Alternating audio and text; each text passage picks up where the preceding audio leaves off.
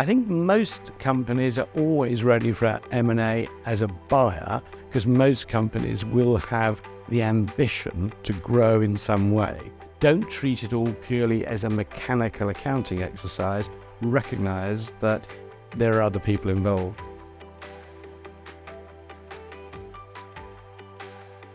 Typically, you're going to engage in an M&A process because you want to get scale. Your business isn't big enough and you want to grow it. And it's actually quicker to buy someone who's already there than it is necessarily to start up organically.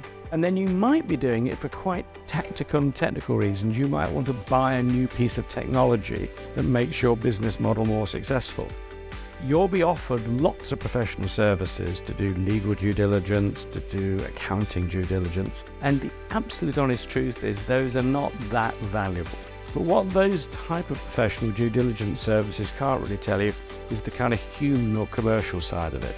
And ideally, you and your own management team, if possible, should talk to some of their customers, some of their suppliers, to really understand how that business functions before you actually consummate the deal. I think the most common mistake is delusion. You delude yourself and you delude the target, not telling the truth. You've got to be really realistic about why you're doing this deal, and crucially, what you expect the world to look like 12 months after the deal is done, and be ruthlessly honest.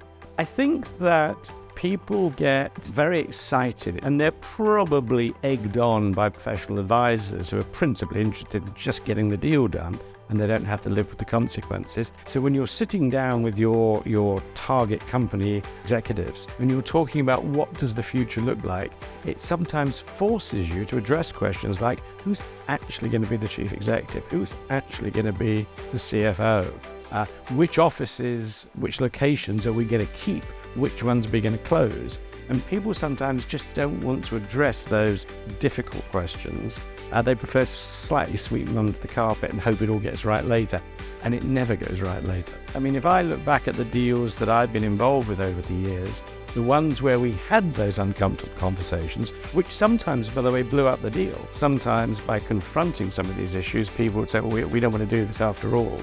But actually, that, in retrospect, was the right outcome. Invest the time in doing some of the difficult stuff up front rather than putting it into the back burner until the thing is done.